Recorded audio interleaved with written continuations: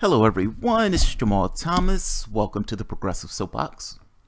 So one of the main problems with communism, or one of the big issues that people make with communism, is the centralized control of resources. Meaning, you have a very small body who's making the decisions for everything else, how all of those things work in the economy itself. The complaint is that that's not freedom. That's not freedom. If you have a small group of people who are making all the determinations on what takes place to the resources of that particular nation, then that's not freedom.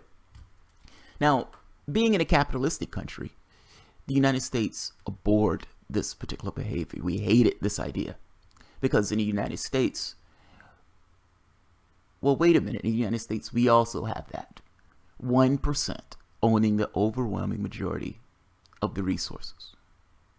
Do you realize there was a study that came out recently showing that that poverty, there were enough billionaires that were created last year alone to get rid of poverty 7 times over around the world. This is a report from Time. Billionaires made so much money last year they could end poverty 7 times over. The global economy created a record number of billionaires last year, exacerbating inequality amid a weakening of worker rights and corporate push to maximize shareholder returns, charity organization Oxfam International said in a new report. The world now has 2,043 billionaires after a new one emerged every 2 days in the past year, the nonprofit organization said in a report published Monday. The group of mostly men saw its wealth surge by $762 billion, which is enough money to end extreme poverty 7 times over. According to the separate data compiled by Bloomberg, the top 500 billionaires' net worth grew 24% to $5.38 trillion in 2017, while the world's richest person, Amazon Inc.'s Jeff Bezos, saw a gain of $33.7 billion. The billionaire boom is not a sign of a thriving economy, but a symptom of a failing economic system. Winnie Billionaires, executive director of Oxfam International. The people who make our clothes, assemble our phones, grow our food are being exploited.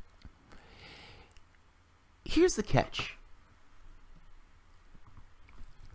I've said this before because it's absolutely true. Money is not a real thing. It is a concept. It is an agreement that we make, a way of organizing ourselves in regards to the resources, services, and everything, and those type of things. Human beings are real. The resources themselves are real. Our environment is real. We have environmental collapse. And even if you take environmental collapse off the table, meaning global warming or despoiling our environment, even if you take all that stuff off the table, you're still stuck with this issue of the human condition itself. What's more important? These guys having more money than they would ever use, than they would ever need, than they ever even see the difference in. Meaning to them, it is just a digit, it is just a number in the bank. As opposed to somebody living in extreme poverty and living in lack.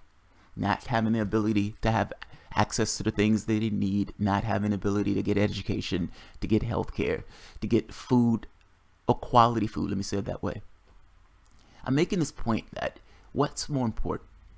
The capacity for people to access the things that they need and to live somewhat of a decent, comfortable life, or somebody to have magnificent amounts of cash that they would never use, and that all intents and purposes is just a status symbol that they keep in the bank.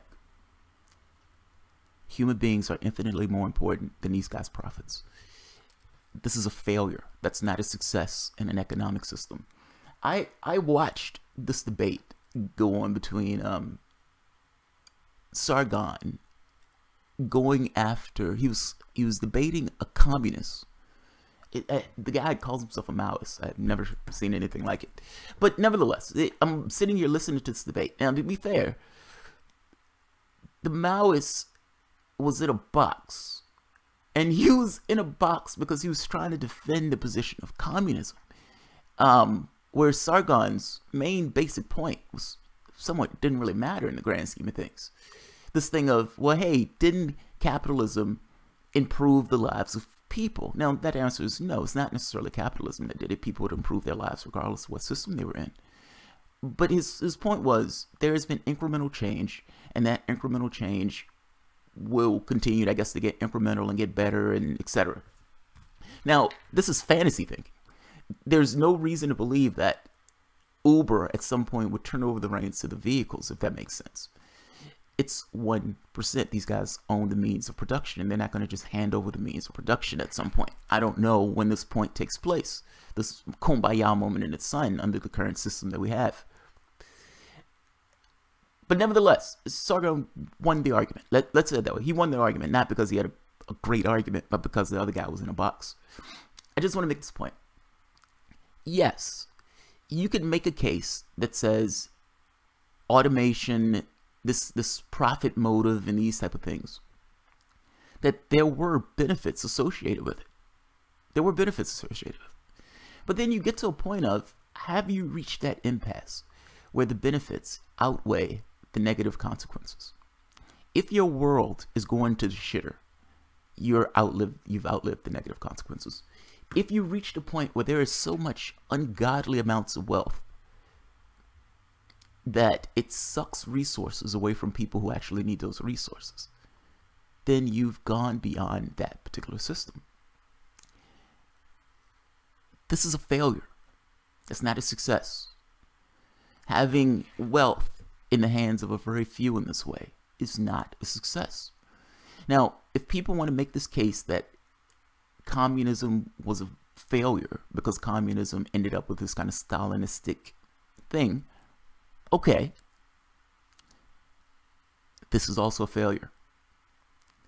Our planet is taking a hit, and the people on this planet are living in squalor. The majority of people in this country, the overwhelming majority of people in this country, if they got a bill for $500, could not pay that bill. The majority of the people around the world lives off like $10 a day. And I know people might want to say, well, yeah, but their currency is less. No, it doesn't work that way. They live off of $10 a day. That is poverty, any way you want to cut it. And I'm just making this point. What's more important? And people need to make a determination on what's more important. Some guy who has more money than he would ever use in multiple lifetimes, keeping a digit, an extra digit in his bank account, or making sure that Bob or Tom or Ted or Jack or Jill has access to the food that they need, the healthcare that they need, job opportunities that they need. Human beings are real. The environment is real. That cash is not. So I'll leave it at that. I know this is, people make moral judgments saying that, you know, this is theft and all this other stuff. Look, taxes are not theft. And whether taxes are theft or not, you end up with this kind of situation of what's more important. This guy having a legal fiction in his bank account, or somebody actually having access to the things that they need. I have no qualms with saying people having access to the things that they need is infinitely more important than these guys having an extra digit in their bank account. So I'll leave it at that. I consider this to be somewhat of a failure. Can we change our system in a way where this is not the case and people have access to the things that they need? That answer is yes. The fact that you have so much wealth that you can do this 7 times over means you have the capacity to change your system to get rid of poverty and war and everything else. I am not ideologically bound in the way of what that system has to look like. I'm not stuck on that particular thing. There's a certain criteria that I want to hit. I don't necessarily have this directed thing of it needs to be X, Y, Z. It's just, we need to make sure our environment is safe. We need to make sure that people have access to the things that they need. Everything else we can have a conversation about. So I'll leave it at that. This one wasn't going to be long. I'll put the article at the bottom so you can see it for yourself. All right, guys. If you enjoy the content, feel free to share, like, subscribe, and of course, there's always Patreon. Thanks, everyone.